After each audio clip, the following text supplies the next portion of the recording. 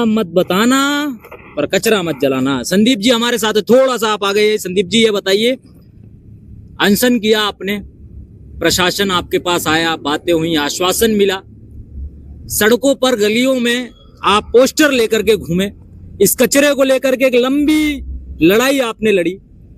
अभी जो नतीजा सामने दिख रहा है, साफ दिख रहा है, उसको लेकर के मन में क्या चल रहा है? कोई भय, कोई शंका, कोई कुशंका, या लड़ाई ये खत्म करेंगे, जारी रहेगी? क्या मन में संवाद है आपके? कोई भय, कोई डरने या चमकाने वाली बात नहीं है। हम पीतमपुर वासी नहीं डरेंगे। हम हमारी आवाज संवैधानिक और गांधीवादी तरीके से लड़ेंगे और जीतेंगे। ये लड़ाई यहाँ नहीं छोड़ेंगे।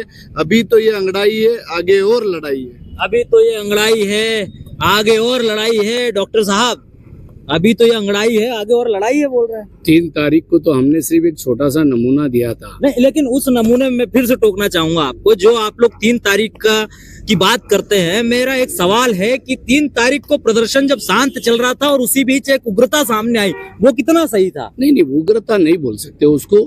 उन युवाओं का, उन निवासियों की जो अत्यंत गहरी पीड़ा थी, वो पीड़ा उन्होंने दर्शाई है। उसको आप ये नहीं बोले कि ये पीड़ा थी। जब हमारे आदमी में अंदर में पीड़ा होती है, जब मरता क्या नहीं करता है। पीड़ा जिसके मन में होती है वो पत्थर बरसा देता है। पत्थर तो हमने कहीं नहीं बरसाए गए हैं। पत्थर बरसाने वाले हमारे जो समिति के लोग हैं, हमारे संगठन के लोग, वो हो नहीं सकते हैं। हमने तो एक संवैधानिक तरीके से बैठ के रोड पे निकाल के हमारा जो आक्रोश था, हमारी जो अत्यंत गहरी पीड़ा थी, वो पीड़ा प्रदर्शित करी हमने शासन प्रशासन के सामने। और हमारे द्वारा ऐसा कोई भी अनैतिक काम नहीं करा और आगे भी हम लोग ऐसा कोई अनैतिक काम नहीं करेंगे। हम संवैधानिक तरीके से ही काम करेंगे आगे भी। शासन प्रशासन कह रहा है कि भ्रम मत फैलाइए वरना कार्रवाई की जाएगी। देखो भ्रम फैलाने के बाद, भ्रम तो प्रदेश के मुख्यमंत्री फैला रहे हैं, प्रदेश के मंत्रीगण फैला रहे हैं और शासन प्रशासन के लोग फरमा रहे हैं। राम की कंपनी के वकील बनकर, राम की कंपनी के केमिस्ट बनकर हमें ये समझा रहे हैं कि भाई वो मिथाइल आइसोसाइनेट, नेप्थॉल, इथिलॉन, हाइड्रोक्लोरिन, इथिलीन, मिथिलीन, तांबा, बेंजीन की कुछ होता नहीं है। ये हमें अधिकारी समझा रहे हैं जिनको केमिकल का के नहीं मालूम, वो राम की कंपनी की वकालत कर रहे हैं। तो हम भ्रम तो वो फैला रहे, हम तो सच्चाई दे रहे हैं। हम तो हमारे जमीन से जुड़े हुए लोग हैं, यहाँ की मिट्टी से जुड़े हुए। ये तो प्रशासन के अधिकारी आज यहाँ हैं, कल कहीं और जाएंगे, लेकिन हम सब जनमानस को तो पीतमपुर में ही रहना है। ये जमीन से जुड़े हुए लोग हैं हम लोग। एक चीज जमीन से जुड़ी बात और जमीन को लेकर के याद आया, धीरेन्द्र जी, आपकी लगभग 17-15 बीघा कुछ जमीनें हैं रामकी से कुछ ही मीटर्स की दूरी पर। वहां कुछ आपने एक प्रबंध करने की बात कही थी, क्या सच्चाई है उसकी?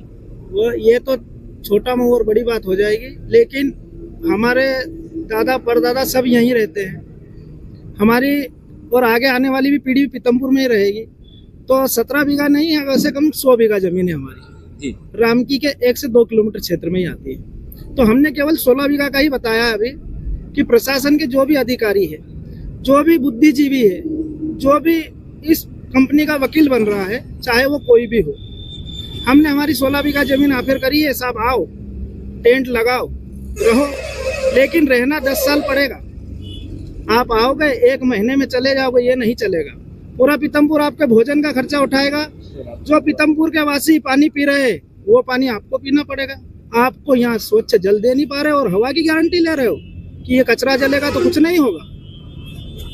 डॉक्टर साहब, राम की कंपनी, उसका जो बैकग्राउंड रहा है, हम यूनियन कार्बाइड को भी साइड में कर देते हैं, हम सिर्फ रामकी के बैकग्राउंड की बात करते हैं, जो तमाम पीतमपुर के इंडस्ट्रियल वेस्ट का मैनेजमेंट करती है, उसे निष्पादित करती है। कहा जा रहा है कि आसपास की तमाम मॉनिटरिंग के बाद इस तरह का प्रदूषण सामने नहीं आया। हम यूका के कचरे की बात नहीं करते हैं, हम सिर्फ बात करते हैं वहां जो पुराने वेस्ट को मैनेजमेंट किया गया है, निष्पादित किया गया है, उससे क्या हालात है आसपास, जो वैज्ञानिक तरीके से आप उसे बता सकें। मध्य प्रदेश पोल्यूशन बोर्ड पीतमपुर के नाम पर पूरा निष्क्रिय है। आप रामकी की बात तो छोड़ो, मेरे पास ऐसे कई सर्टिफाइड प्रमाण हैं पीतमपुर में कितने उद्योग पोल्यूशन फैला रहे, लेकिन मध्य प्रदेश पोल्यूशन बोर्ड निष्क्रिय बैठा है।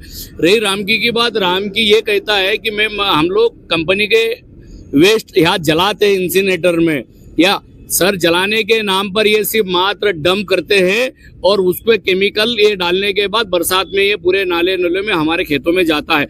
मैं पूछना चाहता हूँ आपके माध्यम से उन सरकार को और मध्य प्रदेश के गवर्नमेंट को भी, आप अगर आपको सर्च करना है तो रामकी का इलेक्ट्रिक बिल, अगर 100 टन अगर कचरा जलता है तो कितना बिल आना चाहिए इंसिनेटर का, और वर्तमान में आप जांच ले कि भाई रामकी ने अभी 13 लाख टन माल डंप करा, उसमें से जलाया कितना। अगर आपने माल जलाया है तो राम की अपने जो इलेक्ट्रिक बिल है इंसिनेटर के, वो बिल सार्वजनिक करे। ये झूठ है, ये धोखा है पीतमपुर के साथ। ये सिर्फ माल डंप करते हैं या इंसिनेटर जलता नहीं। मैं तारपुरा में रहता हूँ, पीतमपुर में रहता हूँ, मैं इंसिनेटर कभी 2 घंटे के लिए, आधे घंटे के लिए चलता है। अगर कचरा इंसिनेटर में जलता होता है तो इनका लाखों करोड़ों रुपए इलेक्ट्रिक बिल आता था। आप चेक कर सकते हैं, आप शासन प्रशासन को ये राम की कंपनी के इलेक्ट्रिक बिल मांग सकते हैं कि इनके बिल कितने जल रहे हैं, इनका इंसिनेटर कितने जल चल सकता है। ये सच्चाई है। ये एक्चुअली ये माल लाते हैं या डंप कर देते हैं। डंप करने के बाद इनकी कैपेसिटी 15 साल तक है। 1 साल पूरा होने के बाद ये जो जहर का असुर है, ये जहर का पहाड़ हम सब की छाती पे छोड़ के चले जाएंगे। वैसा तो कायदे से रूल से 15 साल तक इनको निगरानी रखना है। ये तो वर्तमान में अभी निगरानी नहीं रख पा रहे हैं, तो 15 साल इनसे क्या उम्मीद करे जाए कि निगरानी रखे। सर रामकी हमारे लिए असुर है, इसलिए हम ये चाहते हैं यूनियन कार्बाइड का कचरा भी मत आने दो और ये रामकी को भी यहाँ से हटाओ और हमारे पीतमपुर वासियों को बचाओ। रामकी के बहुत प्लांट है ऑल ओवर इंडिया में, जहाँ सुरक्षित प्लांट हो वहां जाके जलाए, ये हमारी मांग।